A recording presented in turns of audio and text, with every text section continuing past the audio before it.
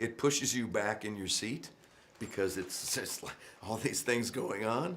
But what's great about it too is there's balance with the human element to it. I think, you know, you follow these characters, you root for them, you care about them, and I think that's important. I think it's a more sophisticated approach to filmmaking a big monster movie than there has in the past. Well, I did experiment with some nuclear fusion, and it didn't go well. So I'd like to give my apologies to the loss of a few people who were my guinea pigs, but I learned a lot from that. You learn a lot from your mistakes, actually. So, no, you know, you just approach it as I would look at the sensibility of nuclear proliferation and the waste that it creates, and are we still just going to just do what's easy? Because nuclear power is easy. It's the easiest power to generate, but it is the most dangerous power to have, you know, and the waste just keeps mounting. And do we really think that it's just fine, it's going to be fine? We just keep storing it somewhere in a mountain. It's naive. Well, the good ones are. I think the good monster movies are metaphoric, but and Godzilla's history is certainly that. And it could take on, you know, different meanings along the way. It could take on, you know, how climate change has been affected by human beings, or the proliferation of nuclear power.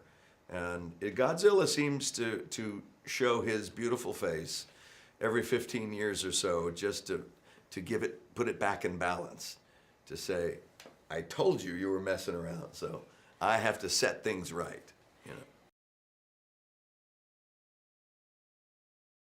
I think the thing about Godzilla is that the ambiguity of it.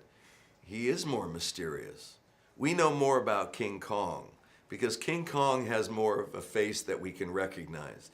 The eyes, the nose, the ear, everything's in the same place as a human being. And we've seen King Kong react with sadness and care and gentleness. And I don't know if that, you know, we have a tendency to impose human emotions onto beasts and other animals, and I don't think that's right.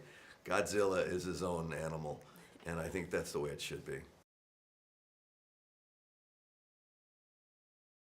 Completely. I mean, the set was fantastic.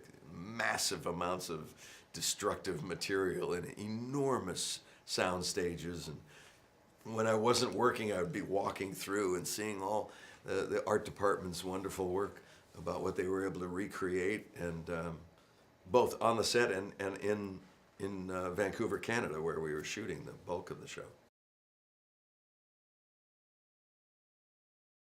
That's our hope. Yeah, it is a big movie, but audiences are more sophisticated now.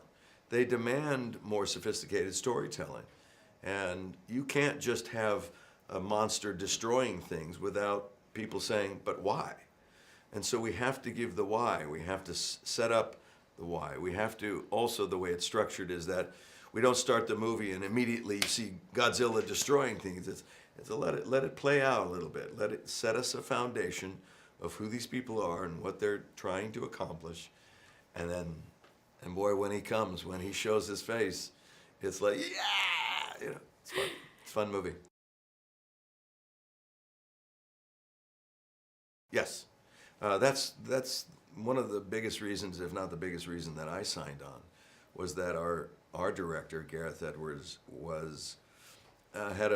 for a young guy, he showed tremendous restraint in revealing, and that shows just an understanding of dramatic structure, of how and when to give people what they want.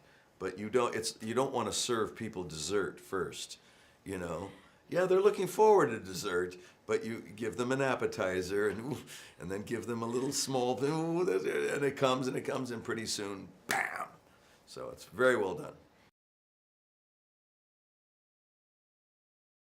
I'll watch a trailer because it's intriguing, and it's an own art form of itself to be able to tell a story in 15 or 30 seconds.